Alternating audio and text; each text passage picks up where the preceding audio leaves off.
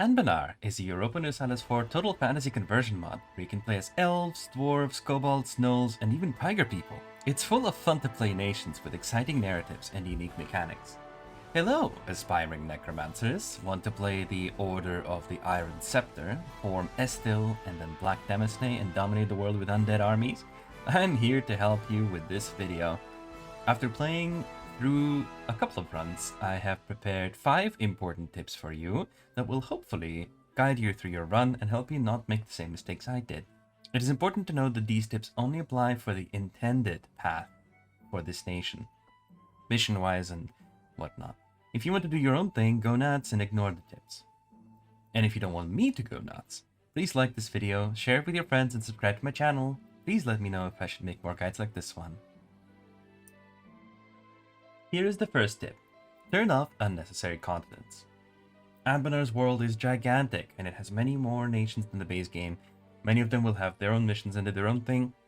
But since they're so far away, all they do for you is waste your computer's resources. That's why, when you start a new game of Anbennar, you will be prompted to change some of the game settings, including disabling certain regions. I strongly advise you do the following.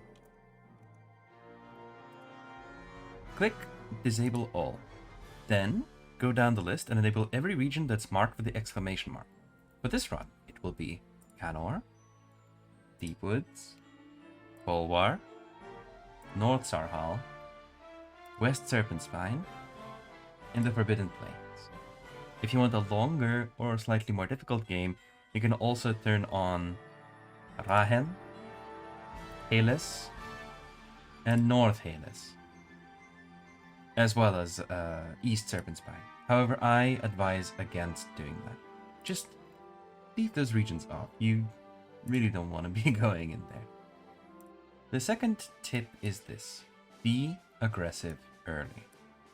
In the beginning stages of the game, you'll have 3 objectives, which you should try to achieve as early as possible. 1. Control as much land as possible inside the white walls of Castanor. In particular, it is vital to secure the Castanar area. This should be your capital. 2. Build reform progress buildings wherever and whenever you can. Longhouse, as well as the guild hall. You will gain money from wars and from having high adventurer unity, which is your special government ability. You need to reform as quickly as possible to become a country as soon as you hit Admin Tech 7. 3. Complete the mission Establish Tax Office. You will need to save up a lot of money, but it is exceptionally worth it, as it will tremendously boost your admin efficiency when you do form Esthil, and if you don't manage to complete it, you will get a major debuff instead. To accomplish these 3 objectives, you gain a War Wizard General from the beginning of the game. 1702 is going to be the fixed stats for them, and it's enough to destroy everybody that you have in the early wars, as long as you watch your manpower and avoid fighting other war wizards. Fighting goblins and orcs nets you almost 0 aggressive expansion in the long run, so be very relentless. If you lose the general early, you have to restart your run. It's as easy as that. Once you're able to take the form your own country decision, the third tip will help you not get stuck. It's very, very simple. Don't lose Varina. Varina is an incredible country leader which you get through this event that fires almost immediately upon forming Esthil. She is the key to your continued expansion.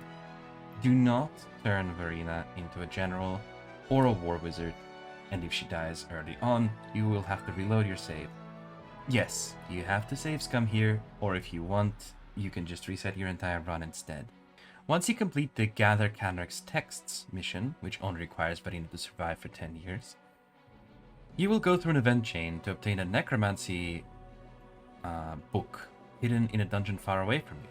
When you succeed, you will get the exceptional willpower modifier, making sure Varina doesn't die from old age anytime soon, and she will gain legendary mastery of necromancy.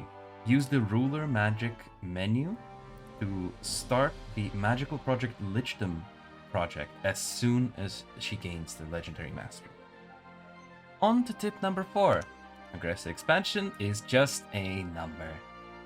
Once you do become a Lich, you can field undead armies. You will have more units in the field than any other puny nation around, and their quality will be superior to theirs, especially if you stack a few military ideas like quality and offensive. Don't be afraid to spam and overstack the undead as your numbers are near infinite. Expand relentlessly. If a coalition forms, declare war on it, fight battles, and drain their manpower. The numbers are on your side. Crush, kill, and conquer until you are in control of inner, west, and south Castanor regions or close to it. Here they are on the actual map. Inner Castanor, West Castanor, and South Castanor. You will have most likely received the Escani Wars of Consolidation event by now, and if not, keep expanding and wait for it. When you emerge victorious, either by decision or by event, you will be able to form the Black Demesne. Make sure you completed all the Esthil missions by then. You will gain very useful bonuses to your economy from doing all of them. Tip 5. Manage your acolytes. Once you form the Black Demesne, continue your expansion. There is a hidden mechanic in the Black Demesne, acolytes. To form your first acolyte, grant the state edict new acolyte dominion territory. I suggest doing it outside the Castanor regions, and holding onto these areas as your core, and then you will be able to complete the mission, the first acolyte. This will create an acolyte for you and replace your mage estate, or necromancer estate more likely, with the acolytes estate. After that, continue creating new acolytes via the state edict and the new acolytes menu decision. How to keep your acolytes in check. Grant privileges to the new acolytes estate. Use vassal interactions. In particular, while you're at war, send additional troops. You have a near limitless supply of troops, and every time you send additional troops to your subject, it lowers their liberty desire by 10%. Obviously, there is a cap on that, up to 100%, but it is helpful nonetheless, as it is a separate thing from, for example, placating local rulers. Swap some of your ideas out. Here, I have swapped out some of my ideas with influence and then also expansion. Influence ideas will provide 15% additional liberty desire and subject reduction, and with expansion you will get access to another 15% through the policy overseas dominions. Use the age abilities. At later stages you will have access to the Age of Artificers age abilities. For example, in Age of Artificers you will get access to Anti-Revolutionary Zeal, lowering liberty desire for subjects development, and in some other ages you might get different abilities as well. Give them more land.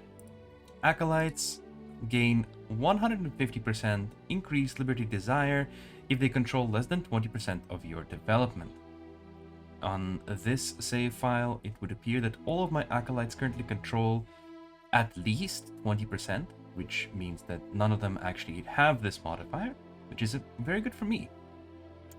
Conquer more land using the unique Black Invasion Casus Belli, and after the war is over, split the land between your acolytes. We demonstrate that by instantly finishing this war here. You will then receive the Demesne Expanse. You can share the land between yourself or the acolytes, split it between the acolytes, or place it under direct control. I prefer using the split the land between acolytes option, as this allows you to not micromanage any of your newly expanded areas. Keep an eye on Acolyte Influence. Here in the Acolytes menu, you can see the influence of each Acolyte. This dictates how much land they get every time you split the land between your Acolytes. If an Acolyte has too much influence compared to the others, wait for them to die, then split their lands among the rest, or simply use the option that divides the Acolyte influence by 2. It's also valid, but I prefer splitting the land between my other Acolytes and then simply creating a new one. Acolytes will often fight each other in magical duels, and their mortality rates will be high. That will happen once you introduce Black Purgis, you need to complete the Black Purgis mission to actually unlock this magical tournament. Make sure you have massively more troops in the field than all of your acolytes combined.